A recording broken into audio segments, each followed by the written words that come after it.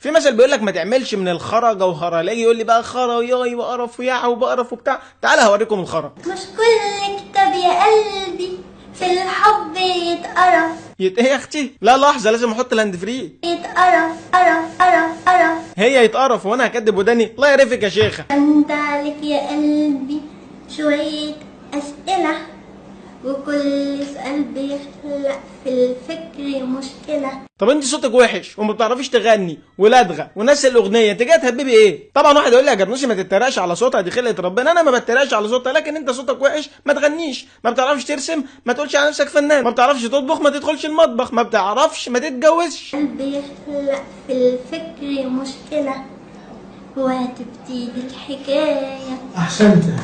احسنت ايه يا عم يا ختمه القران؟ ده الراجل اللي جنبها هيموت على نفسه من الضحك. لو فتحتوا حتى الكادر هتلاقوا فريق العمل كله ميت على نفسه من الضحك. سمعينا رايك يا اختي. انا عايزاهم يقولوا يقولوا يقولوا اهم حاجه انا بحبهم قوي قوي قوي قوي، علشان هم خلوني مشهوره في الوطن العربي كله.